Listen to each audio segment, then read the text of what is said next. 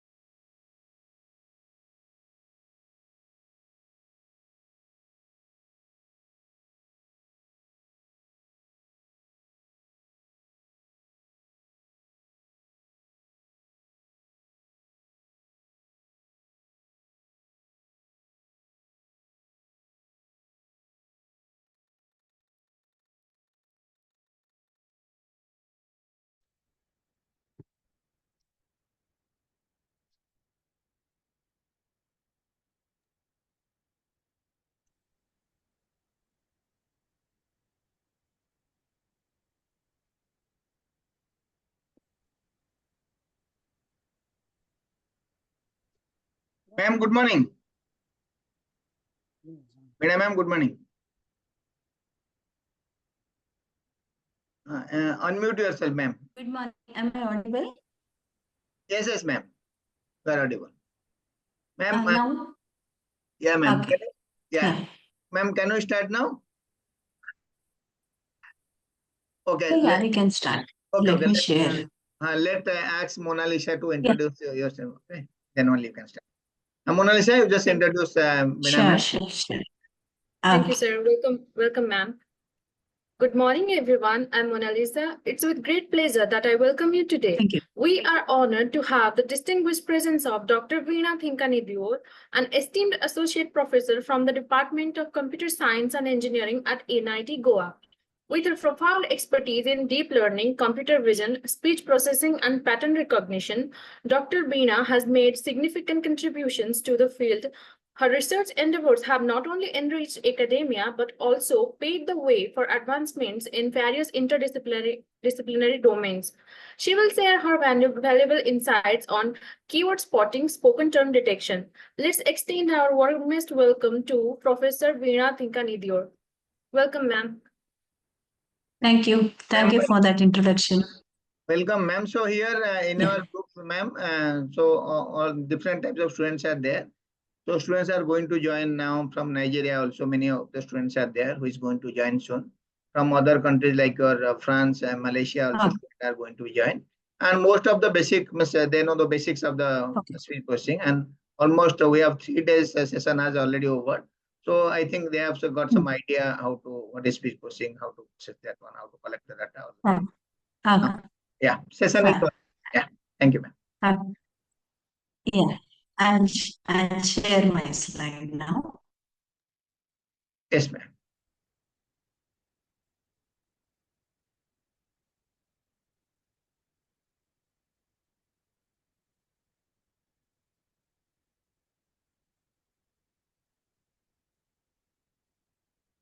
Is it visible? Yes, ma'am. Visible. Make it full screen only. It is visible. Is the slideshow visible?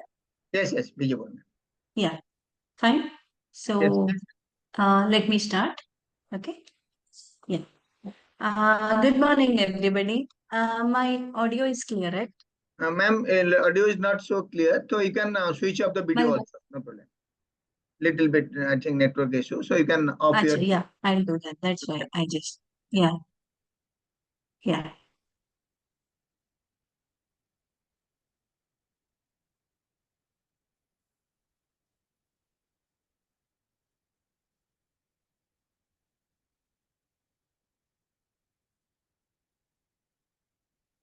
How about now? Yes. Now it's clear. Yeah. Let me share it again. Yeah. Yes.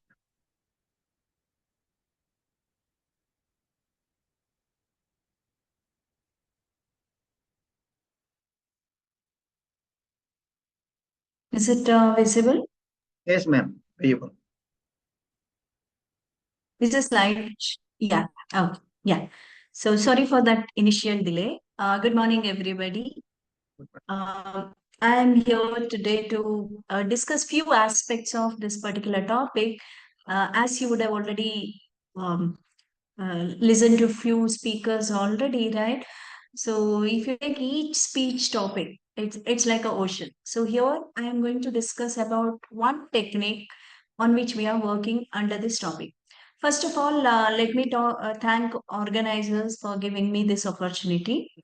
So, the topic I have chosen today is spoken term detection. What I try to do here in this talk is let me try to say what do we mean by this, okay, this particular application, and how to go about this, right? So, to begin with, what I have done is I sat down and I try to list out, okay, what are the various pattern analysis tasks that you can perform on speech. So the list started with the speech recognition, the standard kind of applications. You would have already listened to few of them, or you may listen in the coming talks, right? Speech recognition, where you uh, uh, try to find out, okay, what is being spoken. Speaker recognition, where you try to identify who spoke it, or speech emotion recognition, where you try to find out with what emotion it was spoken, or in which language it is spoken, that is spoken language identification. Speech perception studies, like what is meant, or what is can be perceived out of speech, or it may be like it's always common, right? Code switching and multilingual speech is very common in Indian context, because each one of us are at least bilingual in nature. We mix the two languages when we speak. One is our native mother tongue and the English. It's very common. So how do we deal with that? Or phonetics or phonology, where you try to see the features of the language, or how the actual speech being produced. And an important emerging area is acoustic or audio forensics, where you take audio clues. It may be human audio, or it may be some acoustic scenes that help in forensic analysis, or it's analysis of speaker traits, okay? Whether he is lying, whether he is answering, etc., etc. Again, it is connected with some investigation. Paralinguistics in speech and language, dialect and accent recognition. So this is where I had to make a statement, that is in India, if you see every 15 to 20 kilometers, the way language is spoken varies. It may be a same language, but the way it is spoken varies. So that is what is dialect and accent. Speaker diarization. When you sit in a meeting environment, you may have to segment who spoke when. So that is speaker diarization. Similar way, dialect diarization. Then it may be animal sound analysis or speech type classification, auditory scene analysis. So this is basically you try to see when you hear something, you will be able to, in some movies, you would have especially listened to it. If you have watched the movie, one Tamil movie called Singam, you would have seen based on hearing the audio, the investigating officer tries to say there is train sound in the background. So it is like auditory scene analysis. Then speech coding and enhancement, speech synthesis and spoken language generation, multimodal systems, applications in education and training, application in medical practice, spoken dialogue systems. You have lots of artificial agents nowadays, right? So they will answer your question, they will understand what you give. You say, na, Alexa, do this, Alexa, do that, and they will respond accordingly or answer your question. Question answering from speech, uh, systems for spoken language identification, spoken machine translation, voice search, spoken term detection, indexing, mining, retrieval of speech and audio documents, spoken document summarization, speech disorders, automatic assessment of pathological speech, dysarthric speech analysis, and I have put this list will never end. So there are so many avenues or so many ways you can work in this particular field. And today's my talk is going to focus on around these applications, that is voice search or spoken term detection or indexing, mining, and retrieval of speech and audio documents. So that is the focus of this particular talk. It's only a tiny dot in the whole full arena of speech applications which one can choose to work with. Now, already you would have seen this kind of signal in earlier talks also. So this is a simple speech signal that is illustrated in this particular slide. Hopefully you can appreciate. So this is a one-dimensional signal, but this single signal consists of all information. What is that?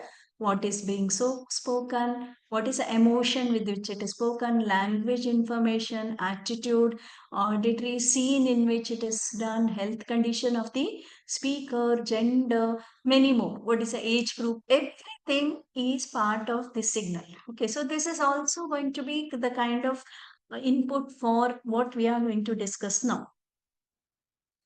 So the topic is audio search, and this can be called as like spoken term detection, keyword spotting. There are minute differences. Okay, if you see on the whole, it's all audio search where you are going to deploy spoken term detection or keyword spotting. And what I'm going to present today is a collaborative work where we have all these people involved in this particular work. Okay, now coming to audio search. What do I mean by audio search? It's a task of finding relevant audio files from a large repository of audio files. Now, why do I need to do it? Okay, let us see what is a motivation for us to do it. Say in a repository of video lectures. Now, I want to search for a video lecture, one or two, a few video lectures relating to a particular topic. Okay, instead of looking into each, if it is labeled properly, you can use that. Otherwise, you may have to use some automated tool, because you know that nowadays the repository of video lectures is huge. You cannot open every file or the audio video and then try to find out whether the topic which you want to look into is available in that particular thing. And moreover, another very specific application connected to this is that not only you find out in which file it is there, any video lecture will be at least minimum 1 hour length. Now, to look at a particular part in the lecture where the desired content is available, so this is also very important. But what I'm going to speak today will not cater for this, but it will cater for looking for relevant audio. Now, a connected or a similar kind of application is finding a relevant conversation from a repository of conversations. You may have meeting recordings, etc., where you want to find out uh, conversations which happen on a particular topic or something, then you may have to use some kind of audio search on that particular repository. And where do we see such things? Say customer query matching. Now, customer query in a customer support environment, you would have listened like they say this is going to be recorded for this purpose. Now, there may be some complaint received which was not addressed, then the customer may say on so and so day I have put a complaint. Then there is a need to find out when it happened and all, because in any customer care kind of applications, the amount of audio data that is available is going to be huge. And it is also useful in device personalization. Obviously, when you say audio search, what comes to everybody's mind is music search, because many of you have already used this particular application. I want to talk about few others, illegal issues related to public speeches. Suppose just now we have finished the parliamentary elections. Now, there may be some kind of legal issues. So, there may be some objectionable content being spoken by somebody in some public speech. Now, whether it is really done or not, what is it? There is a need to ascertain it. So, the days are gone where somebody will sit, listen to each audio, and then find out whether it was really spoken or not. So, we need some automated system, at least to reduce the search space. Okay, some 4 or 5, there is a chance of these small subset of audio having this objectionable content. If that is at least done, then a human expert can sit and listen to it and do it. And the same thing is true for, say, as think of a scenario. Suppose you would have witnessed, at least in movies, right? Whenever some judiciary, some case is going on, they quote many of the older judgments in so and so judgment. This was done for a similar case. Now, uh, either the one who's making those points should be aware of all the previous cases, or if all these are recorded in audio form, there can be some kind of search mechanism can be used. So the purpose of all these, what I am saying is that audio search is an important application. That is what we are going to discuss today. Now, if a specific way of doing audio search is keyword spotting, or the spoken term detection. I think with this slide, I have motivated you enough for this particular application. And let us get out of the idea that when we say audio search, it is music search. Okay, so music search is one kind of audio search. So what do I mean by audio search? So that is what is illustrated in this particular slide. I have a repository of audio files, which I call it as audio database. I will have a speech query, which I present it, right? I want to search. I want to search all the audio lectures on data structure, or particularly B tree. Okay. Or I want to get all those video lectures where, say, keyboard spotting is spoken, something like that. So what should happen? This picture clearly shows, given the audio speech query, it should be matched with all the uh, audio files which are there in your repository, and return the relevant one. In that way, in general, it is common for any search uh, approaches, right? It may be an image search, it may be a video search, anywhere audio music search, you do the same thing. So given a speech query, it should be matched with the reference that we call all those audio which are there in our repository as reference audio or reference reference, and it should return the relevant one which matches with this query. Now, how do we do this audio search, right? The previous slide, whatever which was presented, the bigger picture. Now, how we perform this matching, okay, it is, we can take it out take it ahead based on how the query is presented. Okay. So based on how the query is presented, we have keyword spotting and spoken term detection. So let me just try to say what is keyword spotting. And again, what is a way I am presenting this classification, the keyword spotting and spoken term detection in some of the literatures, right? So these may not be a perfect distinction between them. Some overlap may be there. But in my view, the keyword spotting that is as follows, where you have transcription for every audio file in your database and a text query is presented. Okay, so like your Google search engine, you go and say, I want this kind of text query is presented, and the matching happens at text level. It is called text-based matching, and this is useful. You can do it for the known keywords. Okay, but the problem with this approach is that it requires the generation of transcription for the audio files using suitable speech recognizer, right? So you require automatic speech recognition systems. Why not? Let me have it. But building ASR requires large amount of annotated data, may not be feasible in case of under-resourced language, or the when your working domain is a domain where you don't have too many data available. So, okay, so that is first way of doing audio search, that is keyword spotting. Okay, so the second one is spoken term detection. Now, spoken term detection is one where you use audio query. Okay, how do I deal with this audio query? Now, you need a suitable matching approach, okay, which you use to match the query with the audio files which are then in your repository. Now, again, this can be done with text-based spoken term detection or query by example spoken term detection. So, what do I mean by text-based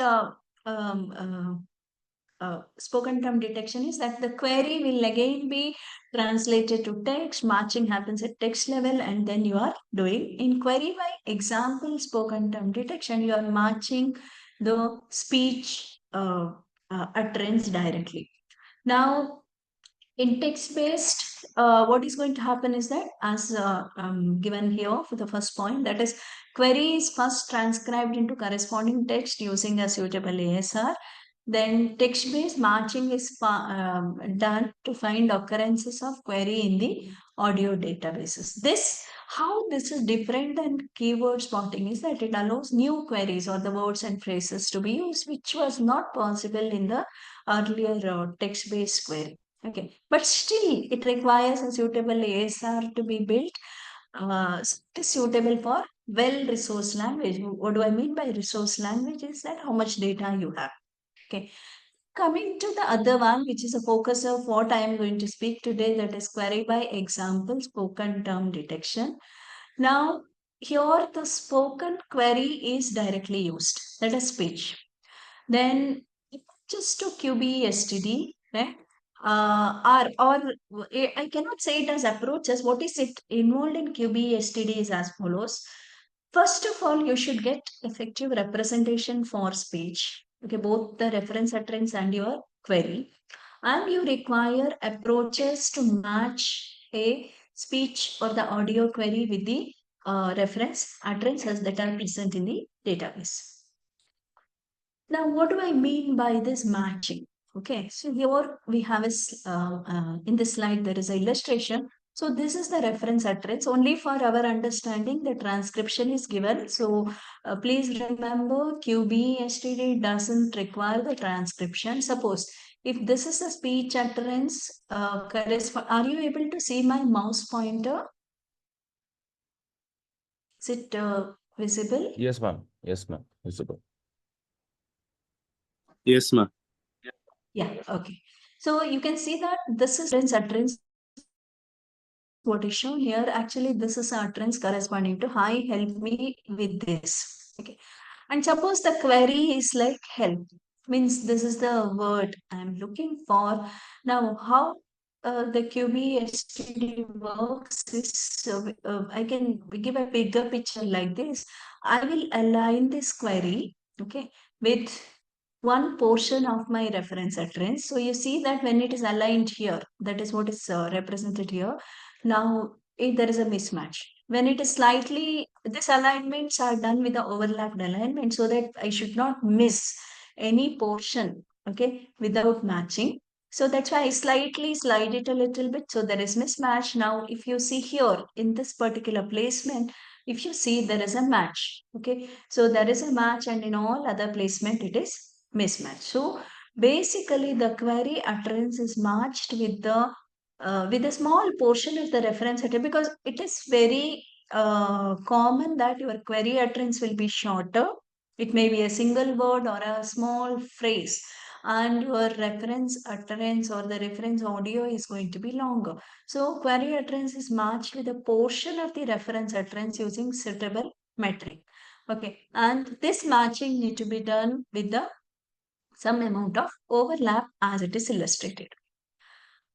Now, so it is very clear for QB yesterday we need suitable matching approach to match the query utterance and the reference utterance segment. Okay, so here since I am talking about a audio query, and this need to be matched with the reference audio, so you require a mechanism for matching a pair of speech utterances. Okay, now you remember when you are doing this, right? I think already in these earlier talks, you would have got an idea that you are trying to match, okay, two speech utterances, right? A query utterance and a reference utterance. It is almost like you are trying to match two varying length data. Okay, we say varying length time series you are trying to match, so that is speech data, right? So this turns out to be in terms of, right, in pattern analysis, we call it as matching pattern sequences.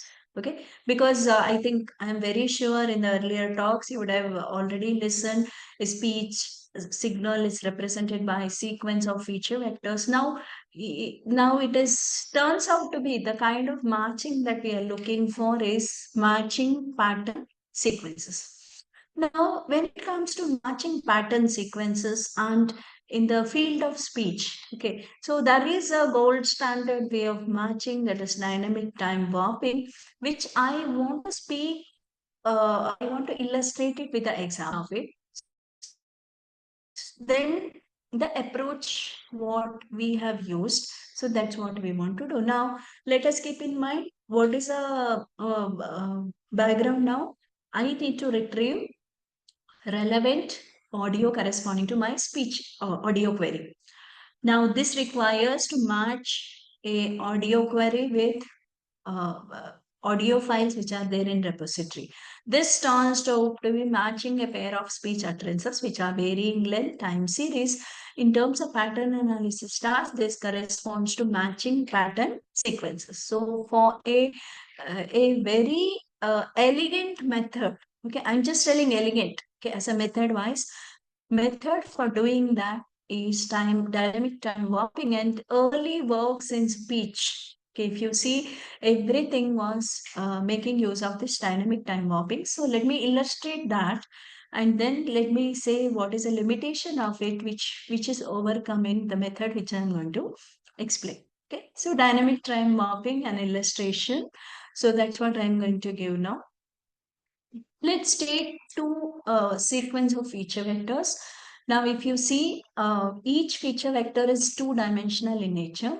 So that's what you see here. X1 is a sequence of feature vector, which is a reference sequence that I'm considering. Each feature vector in the sequence. Now, this sequence of X1 consists of X11, 1, 2, up till 1, 9. Means this sequence has 9 feature vectors, each of 2 dimensions. Similar way, I have X2, which is test sequence, which consists of 6 feature vectors in the sequence, each is of 2 dimension. Now, how do these two, 6 is my X1 and this is my X2. Purposely, it is taken this way to show you that these two are now not of same length, right? And how I can match them, right? Using dynamic time warping. So that is what I am trying to illustrate. In dynamic time morphing, we start with, okay, considering a matrix like this. Now, if you carefully observe, hope you remember the numbers. My reference sequence has 9 feature vectors. It is a sequence of feature vectors. Feature vectors. My test sequence consists of 6 feature vectors, each is of 2 dimensions. Now, I consider this reference sequence on this axis, y-axis, x1, 1 to x1. I consider my test sequence or the query, whatever in the context of the talk or the topic, it is called as query. Now, that is considered along the x-axis. So, you have 6 feature vectors, you have 9 feature vectors along this. Now, first step is that, right, we compute. So these are all two-dimensional feature vector. If I take a pair of feature vectors, say x11 and x21, right? So these are two-dimensional feature vectors. So what we do is that in process of computing, process of deploying DTW, what we do is that we compute Euclidean distance between every pair of feature vectors, x1i to x2g. So this is between x11 and x21. This is x11 and x22. I can compute the Euclidean distance. Euclidean distance formula you are all aware of. Now this is the distance, Euclidean distance between these two. This is between these two. And if you take this particular value, it is a Euclidean distance between x16 and x23 for the feature values that I have taken in this illustration. So DTW this is only the preliminary step. Okay, then what is done in DTW is as follows. Now, start from the bottom left corner. Okay, so this is the distance, Euclidean distance between these two. That is 2.06. Okay, then if you see all these, right, that what are these highlighted region correspond to? This is the distance between the first feature vector in the reference utterance to every feature vector in the test utterance. Okay, so this one consists of the distances. Now this is 2.06, right? And remember 3.03 is the distance between x11 and x22. Okay, so what is done is that we accumulate in the sense what? See, from here to x21 it is 2.06, and between these two it was 3.03. So then I accumulate it like that, it is becoming this. Similar way, I do it for this one, that is first feature vector in the test. I compute this way. There is a reason for it that will be clear when I complete this particular matrix. So I accumulate it this way. Now coming to this particular cell. Okay, so this particular cell, okay, I have to update them starting from this particular point. Okay, this cell can be reached diagonally. Okay, I can reach from here to here, or here to here, or here to here. Means what? I can navigate through this and reach here, navigate through this and reach here, or navigate through this and reach here. Remember, I am computing the distance, so I should see where I get minimum distance. Okay, now let's see where do I get minimum distance, right? Now you have 2.06 here. If you go this way, right? So this becomes around more than 5, right? If you go this way, it becomes more than 7. So the better way is that let's go diagonally. Let's go diagonally. So it becomes 4.3. So like this, for every cell we update it. For every cell we update it. So that's why do I need to go from here to here, here to here, or here to here, whichever is less distance. So it becomes 7.56. Similar way, I keep updating every cell.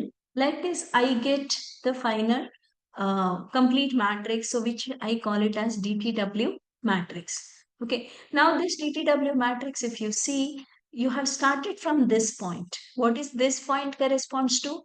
The beginning of the two sequences, x11 and x22. What is this point? It is an end point.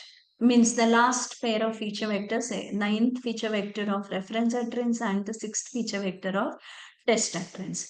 Now this gives the final the distance, okay, in reaching, matching every possible pair where your matching is happening in a minimum distance way. Okay, so this is the matching score, but I cannot just consider this way. I have to normalize this. This is called as DTW, distance between the reference utterance and the query utterance. Okay, now I need to normalize this because this DTW distance, it gets affected due to the length. So I need to length normalize this. So I get the length, the normalized DTW distance as 0.247. Okay. Now, another thing, it's not only here, then I have to look into what is the optimal path. Okay. Optimal path I obtain by backtracking, starting from this particular optimal distance, what I got. So how you arrived at this? Okay, did you come from here to here to here, or here to here? Okay, so like this, you have to backtrack it because while computing this distance, you chose between to compute a distance at this particular point. You either took from here, here, or here. So like that, you need to backtrack it. So from here to here, then if you see, it is this particular thing. It is this one, this one, this one, this one, and it is coming like this. So this is what we call it as the optimal path. Now, what does this optimal path actually correspond to? So this is where you see how two varying length pattern sequences are matched. Now you have this x1, you have this x2. Okay. Now, if you take the x21, if you take x21, right? So if you would say x21, it is matched with x11, x12, and x13. Okay, it is matched with x11, x21, x11, x12, and x13. Okay, now you take this one. Okay, this is matched with x11. It is also matched with x12. It is also matched with x13. Then what about this one? This is between x22 and x14. x22 and x14. And what about this one is corresponding to? It is between x23 and x15. x23 and x15. And this is x24 and x16. This is x25 and x17. And if you take this last one, it is again matched with 2. Now you see the beauty of this technique. It's like there is, why it is called as dynamic time warping is that a shorter sequence like your x2, okay, it is warped, time warped to match with the longer sequence and get the optimal distance. Okay, so this is a standard technique, dynamic time warping, which is, it's actually a elegant way of using our dynamic programming. If you are from computer science, you can appreciate it. Now, the early work on QBE-STD, okay, in literature, if you see, it was based on DTW-based QBE-STD. So where a DTW matrix is used as a matching matrix, okay, which involve how you compute this particular matrix, you align the query and reference utterance along the time axis. Wherever necessary, you time warp the shorter signal. Okay, then minimum cost time warping path need to be found out. So that's what we said. You need to backtrack this way. Okay. Now, DTW distance along the optimal time marking path can be used as a decision logic. Okay. Now, the problem with this method, okay, which was later noticed by the researchers, is that there are going to be a large number of such time warping paths. Now, choosing an optimal one among them is computationally expensive, and there are many variants. Okay, this is very basic method of DTW based QBSTD that I presented. Variants of this DTW based approaches were proposed in literature. Okay, now any of those approach if you take, okay, for some extent they may reduce the computation complexity, but there is a need to find out this, or you need some suitable threshold. This threshold is going to be dependent on each query. So there was in this field, if you see, people were constantly trying to explore what is an alternative approach to avoid finding out this warping path. Okay. Now that is where the matching matrix based approach was proposed. The idea is like this. You compute your DTW matrix. Okay, DTW matrix you compute and use it just as a matching matrix. What do I mean by that? Now you have your test or the query signal. You have your reference signal. You compute this DTW matrix. Okay, really a point or in a particular alignment in one of the slides where I illustrated, if there is a alignment is actually happening, okay, means what? Feature vector wise, the distance is going to be minimum. Let's try to take a hypothetical situation where say there is perfect match between the query feature vectors and the um, reference feature vectors, reference sequence feature vectors. So since we are talking about distance measure, Euclidean distance, you see that there is going to be a perfect match like this where the distance is going to be 0. Okay. Then don't look for a warping path or applying a threshold. Rather, take this matrix, okay, try to come up with some decision logic to say that whether this reference utterance matches this query. Matching, when I say, that means this query is available in this reference utterance, or this reference utterance is a relevant utterance for this query. So that is what I mean by matching. If it is not there, then it is no match. Okay. So that is where the general approach for matching matrix based QBSTD as follows. You do feature extraction and represent your query, you represent your reference utterance. You compute matching matrix. Then you use suitable decision logic to decide whether the reference utterance is relevant to the query or not. I'm going to discuss about one of the technique which follows all these. Before that, I'm not going to go in deep into these features and representations because I'm sure one of the talks would have already covered this part. Now, features, if you see the gold standard feature, the MFCC, I hope you're already introduced to this, and some other features like Fourier Bessel, Capstral coefficients, linear prediction, Capstral coefficient, okay, perceptive, linear predictive, Capstral coefficient, etc. are the various features that can be used. Then it doesn't stop there. We use embeddings, the representations. We take these feature sequences and try to represent them in a better way. Okay, so that is where we have all these posteriograms, Gaussian posteriograms or phonetic posteriograms, bag of acoustic words or acoustic word embeddings, or you would have listened in previous yesterday's talk, that is learned segment level features like your feature representations like bottleneck features, the wave to wave features, etc. So in my overall picture matching matrix based QBSTD, first thing is that I do feature extraction and represent. Representation is again in the form of sequence of feature representations only, means my sequence notion still remains there, right? I have to deal with that. What is the second step? Second step is computing the matching matrix. Okay.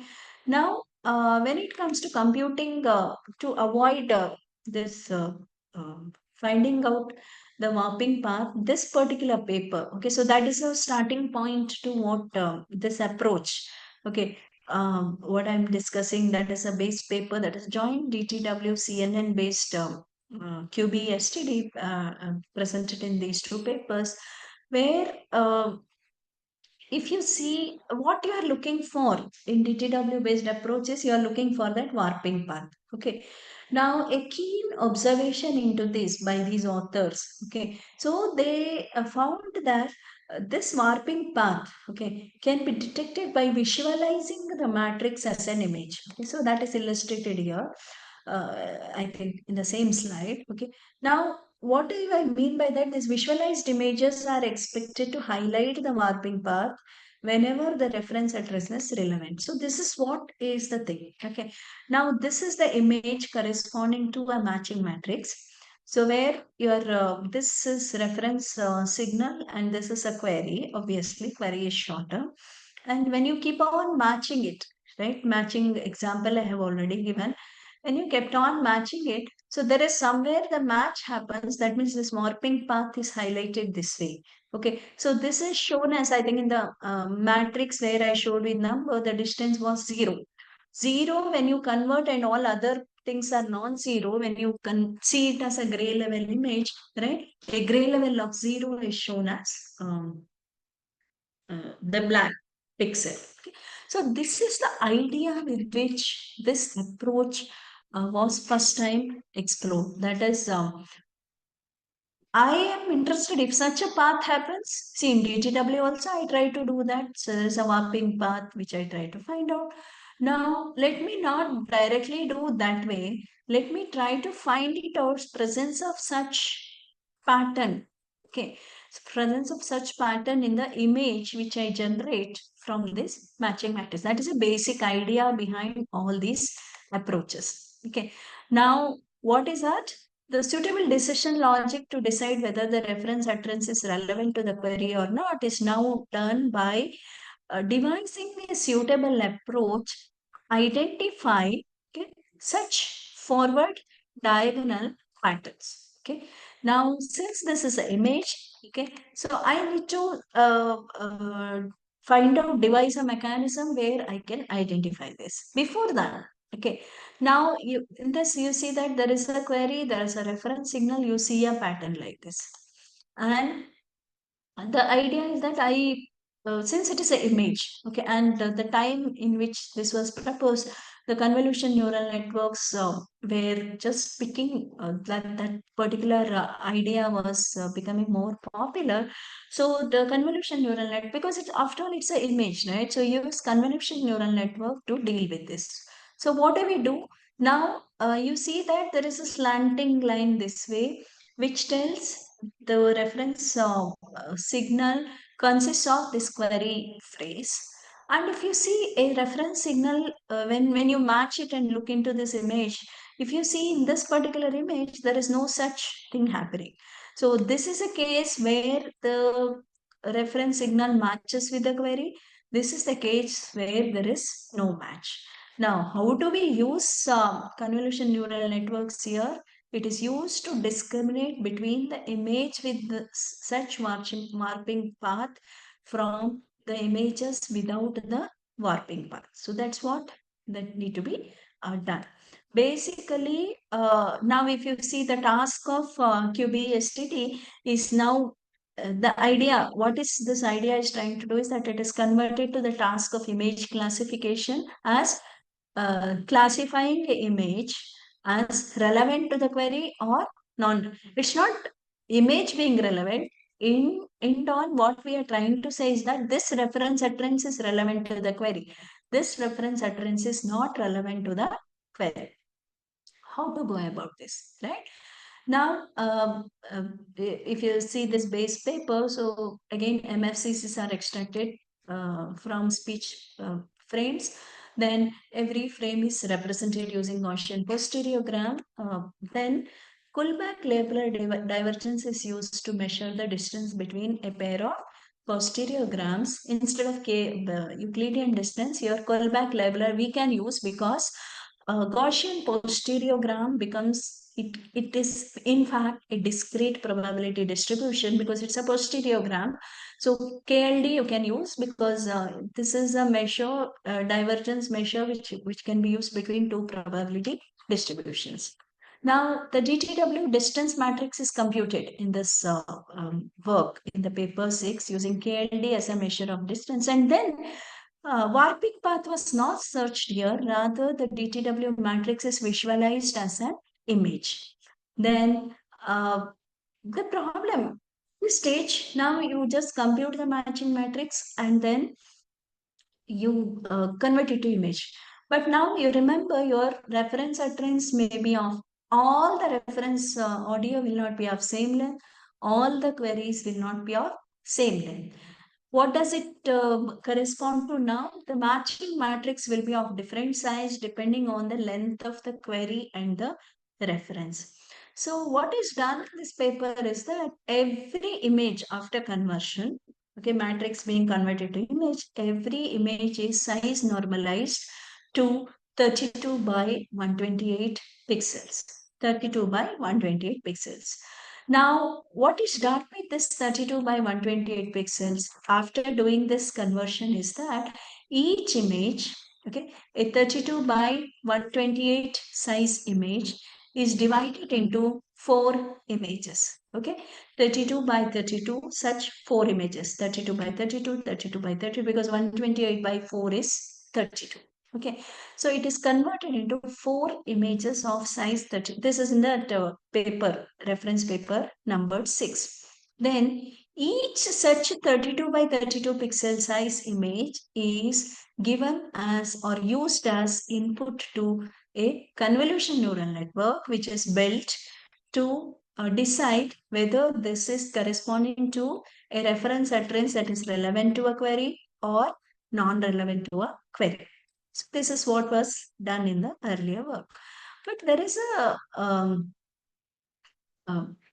there are many observations which we made on this particular work. It is computing an element of DTW distance matrix. If you have understood that illustration, it involves matching, computation of matching score between a frame, respective frames of query and the reference utterance, right? And also there is a cost of reaching that point, right? So we have to see whether it should come from left, right, or diagonally. So then we thought, why should we take this much? See, after all, we want to see whether it's a match or not. So we try to explore, why can't we include only a similarity score in the matching matrix? Why do we need to do all this, right? Warping, distance computation and all.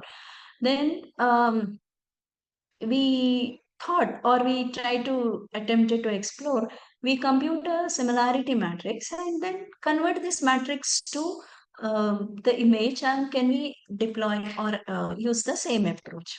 Okay, so that led to for us something like this. Okay, now I have my query utterance U represented by U1, U2, U3. It's a sequence of Gaussian posteriograms where each posteriogram is of Q dimension, where I'm using a Gaussian mixture model of Q components. Then my reference utterance 1 is again a sequence of Gaussian posteriograms V1, V2 to Vm, where M is the length of my reference utterance. Capital N is the length of my query utterance. Now, in one particular alignment, okay, or ideally speaking, I have to compute a matching matrix K of size n by m, okay, n by m, where we again use that callback labeler divergence, which was used in base paper. Then we used a symmetric version of it, and Euclidean distance is also used.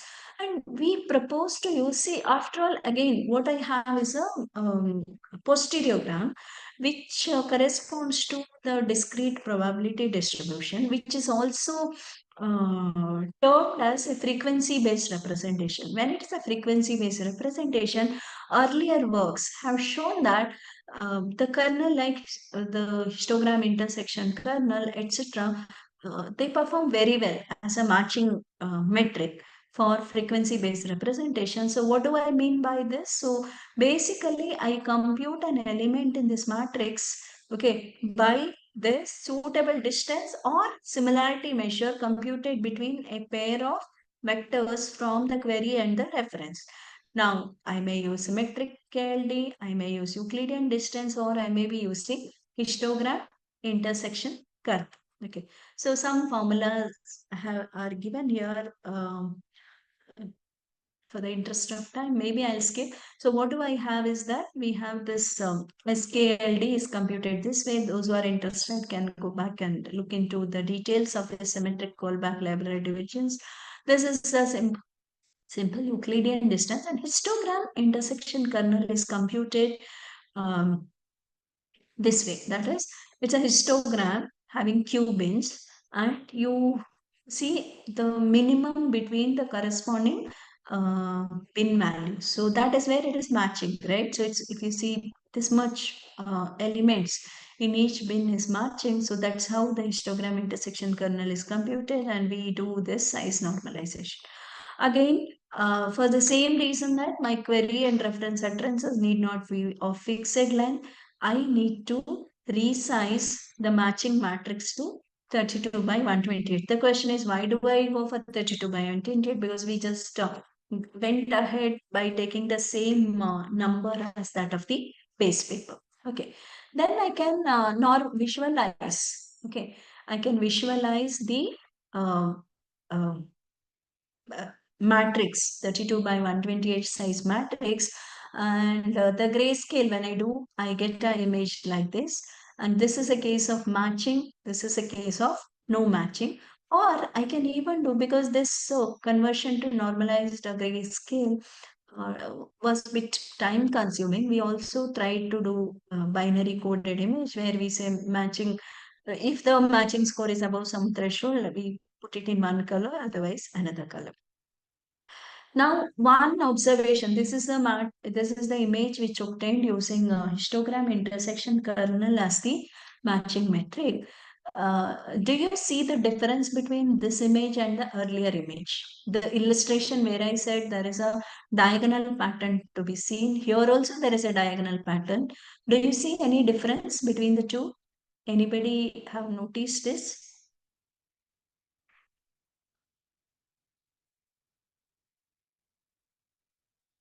Observe the diagonal pattern, right? So that was for Euclidean distance. So the diagonal pattern was in black color. Now this is for a similarity measure. Similarity, if there is a match, it will be high value. So that's why you see this diagonal pattern to be in white color. And also I want you to make an observation. This is first column here. This one and this one is corresponding to a image generated concerning to a reference utterance which is matching the query, and the other one is for not matching a query. Okay. Now, the approach which was proposed in this base paper, right? One change that we did was we used the histogram intersection kernel, and what was that paper was doing was that this was that 32 by 128 sized image. This is 32 by 120. They split it, divide it into 4 pieces of 32 by 32.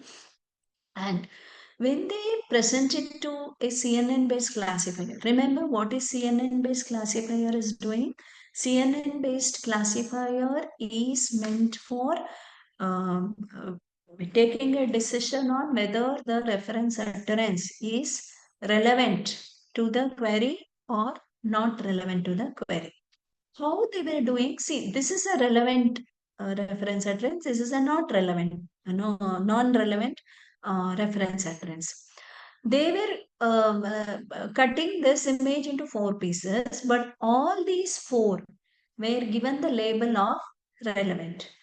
All these 4 were given the label of non-relevant, and then these are fed as input to your CNN-based classifier. What is the problem here?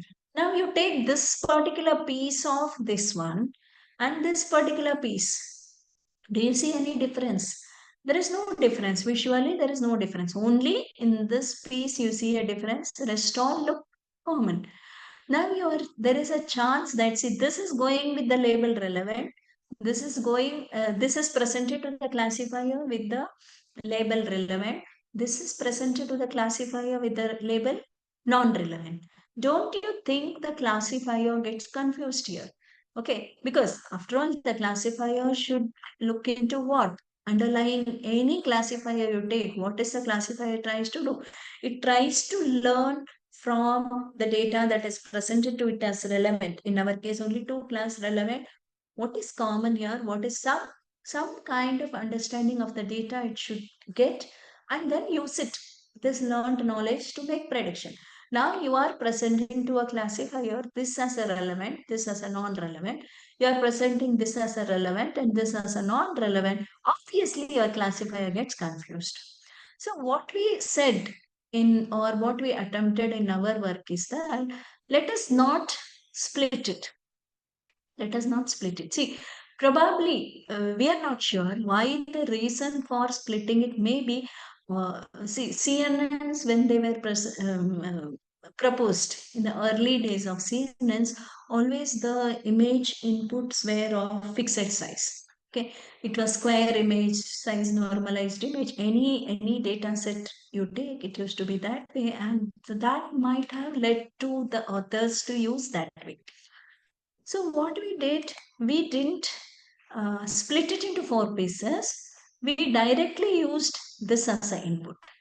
What changes we have to make now from this particular architecture which was used here? Now these filters or all these layers are going to be different because our input is of different size. Okay, but remember our inputs are all of type 32 by 128, and we went out of that notion of my input to CNN need to be a square image and all, need not be, right? So based on what you present here, your feature maps will be of a particular size, right? Accordingly, you should change your fully connected layer in the CNN. That's all.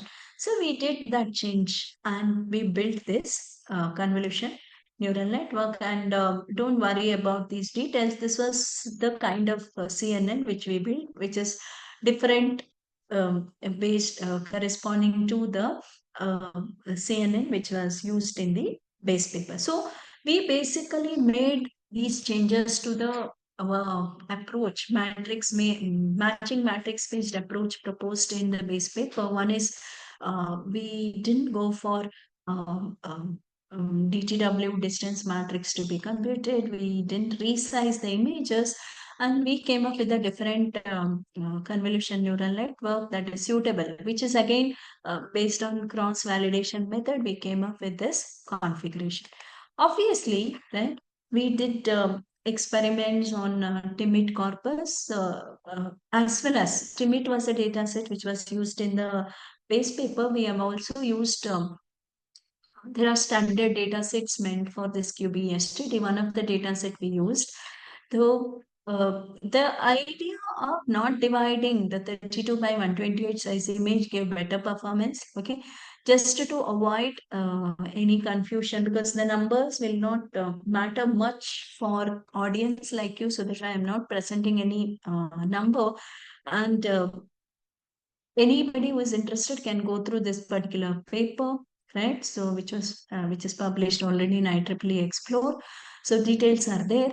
Now the approach that avoiding the resizing. Remember the motivation, avoiding for resizing. I gave you that we are avoiding confusing my classifier, right? With the diagram I have illustrated. Now, the idea of not dividing it further, okay, considering this 32 by 128 size image directly gave better performance to us. The kernel-based matching using HIK was more effective than Euclidean distance and symmetric KLD, right?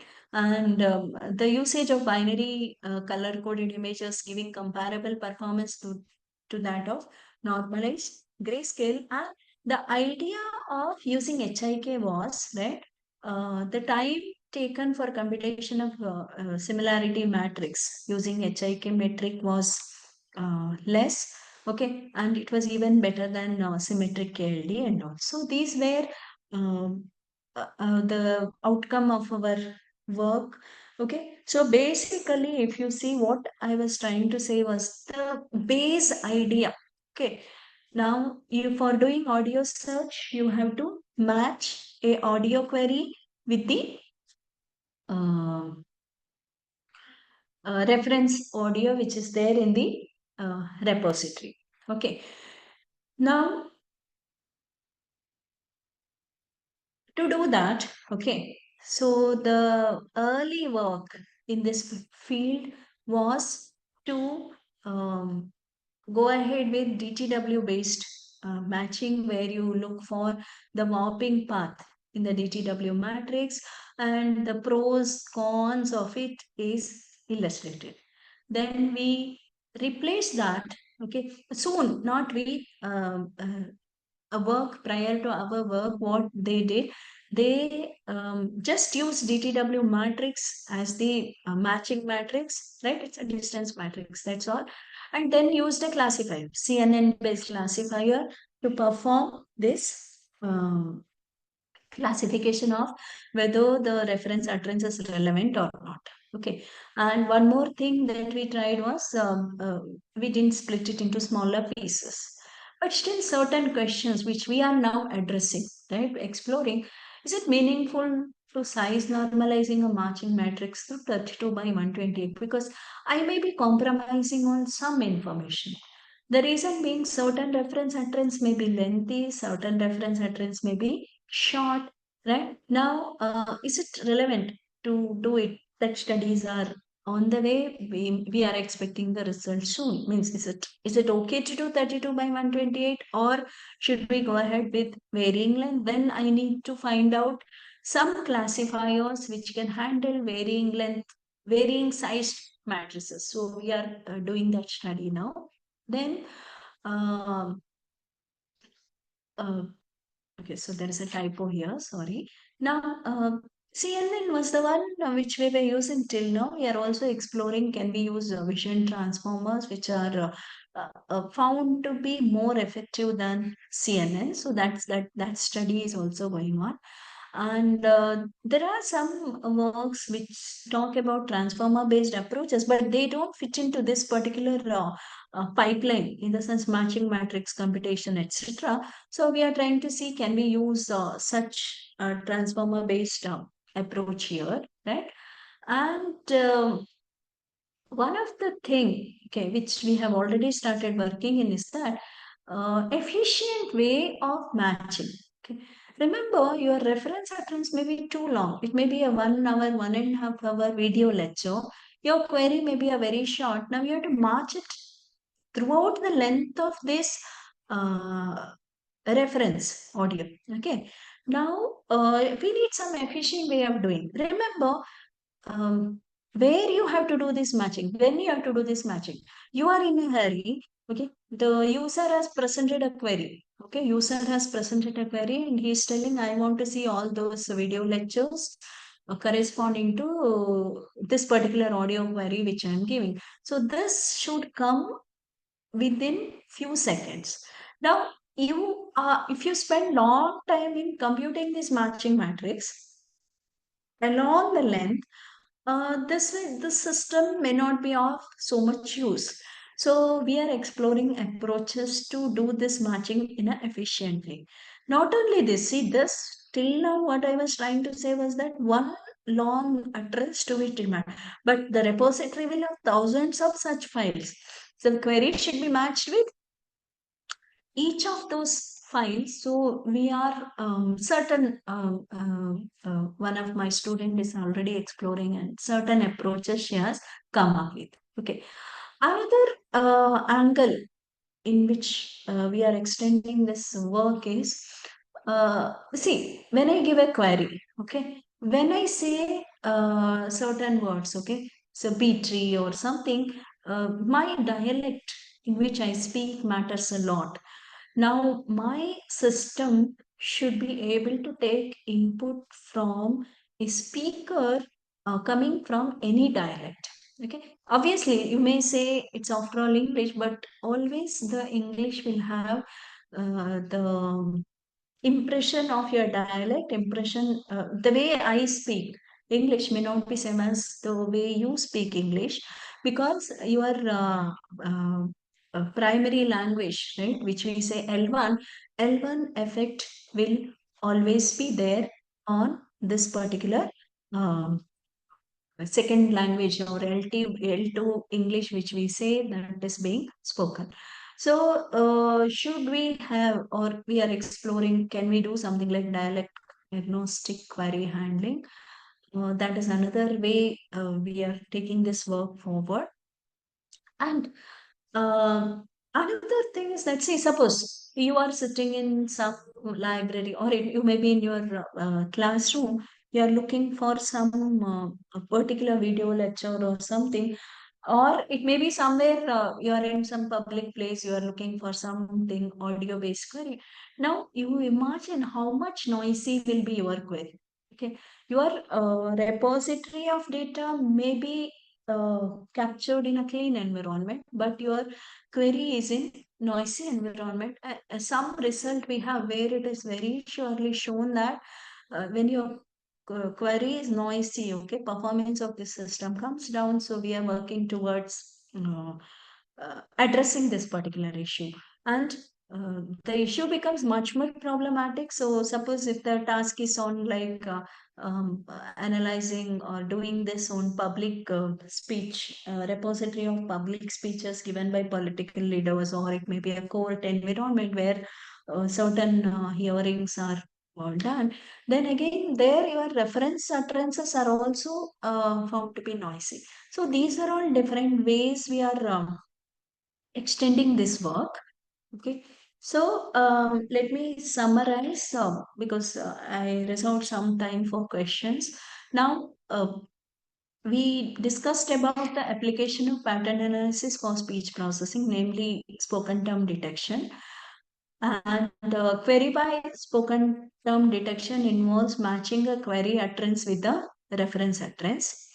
Conventionally, the DTW-based matching is used for matching a pair of speech utterances as utterances being matched maybe of different lengths. So that is where DTW comes into picture. Okay, so that's why DTW was proposed first majorly for speech related tasks, because the where you want to match the two things are not of same length. So then from there, looking into the limitations of the DTW based approach, okay, in finding the relevant utterances. So DTW based QBSTD was explored. What is the difference between this one and this one? In the first one, it is DTW based matching. Here it is DTW matrix based QBSTD. Then the joint DTW CNN based QBSTD was used. Then the matching matrix computation using symmetric KLD, Euclidean distance address was done. And in our work, we used kernel-based matching, right? Using actually, we have used many of the frequency-based kernels which are suitable for frequency-based representations, but we could show that HIK is performing well, right? And also, we showed that let us not split the image into a square image of 32 by 32, and that we were successful in showing that we are avoiding or reducing the confusion created for the classifier. Further, anyway, as I already told, these are the directions in which we are taking ahead this particular work. Okay. So that's the end of my presentation as such. I am open for question now.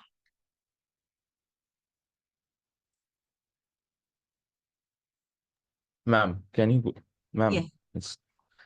Can you go to that DTW matrix calculation? Yeah. That slide.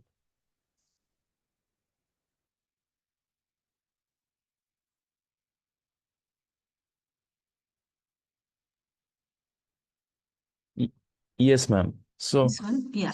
Tell me. yes. So here what happens if some utterances of speech, test utterances and the reference utterances are matching, then there the Euclidean distance will become 0. So that point will be marked 0 in that matrix, right? Yeah. But see, though we say that way in my illustration I shown, it will not be exactly 0, because these are going to be spoken by different people. Okay. Yes. So the Euclidean distance will not be exactly 0. But it will be less, The very feature, less.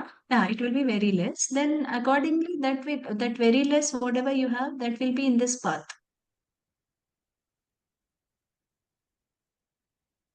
Okay, ma'am. So here, when we are considering the reference utterances and the test utterances, so how much portion of the reference utterances is used to um, come deriving this matrix? I mean, we have to. I mean, if the reference as a utterance is very big, and the test utterance is small. Suppose test utterance is like 15 seconds, and reference utterance is like 20 minutes of data. So will we differentiate the reference utterances in part and calculate this matrix differently, or we will take it as a whole? Yeah. You have to compute part by part. Okay. Yeah. And this, when we are extracting these features, so we are comparing it by segment level, no, ma'am? Yeah. I mean, the X1 Yeah, and certain features like if you see that learned feature and all, it is at segment level. So for test, we have considered a segment, and for reference, we have considered a segment, and that segment we will compare. Both. Yeah, both. See, when you say segment also, no, it is going to be a context-based segment. Okay. At every feature vector, there is a segment considered with left context and right context.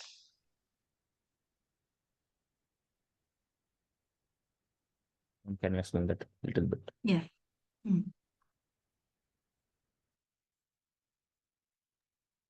Any more questions? I have questions, sir. Yes, Bala. Yeah. Okay. My question is that we have been speaking about speak recognitions since the first day. I just wanted to know, in the context of Africa, Africa is a country with more than 2,000 languages and dialects. Is it possible? Is there any techniques that somebody required to adopt some global model into a context of these dialects and languages? Is there some certain techniques that somebody wanted to understand before adopting some global model in using it to this context of Africa? Because there are different languages and dialects, and I knew there's going to be a need for some technical knowledges required before someone can use a global model to adopt. See, the situation is almost similar in India also. We have so many languages spoken.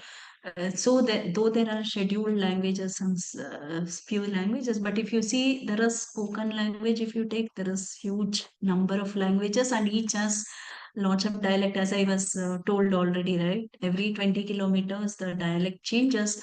Now, I think if I am understanding your question properly, you're telling, can we have a global model for speech recognition or something else? Is that your question, Bala?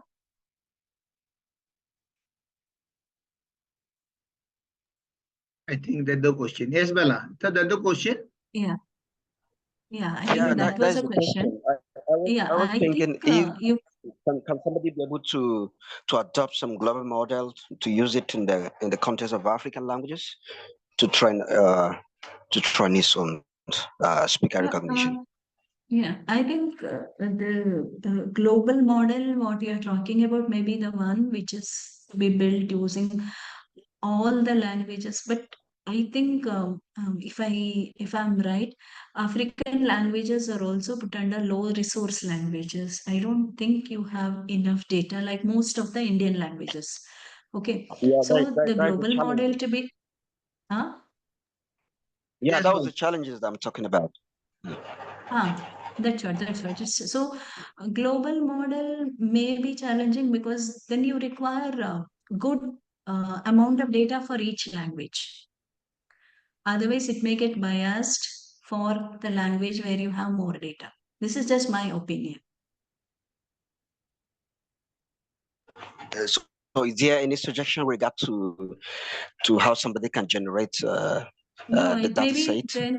then my suggestion is something like you may have to group certain languages, pool the data together. Means kind of hierarchical way you have to do. Okay, so build a model and then tune it to one particular language and go ahead. This is one way to handle this kind of issues that we face with the data. Okay, thank you. Yeah, okay. Any other questions?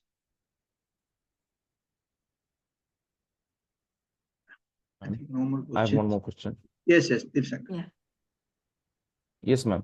So in that matrix warping, dynamic warping, time warping, we have calculating the warp path, and now in the previous one we are taking that warp path and considering which is the less one, and that's how we are making that is that utterance is present in the reference or not.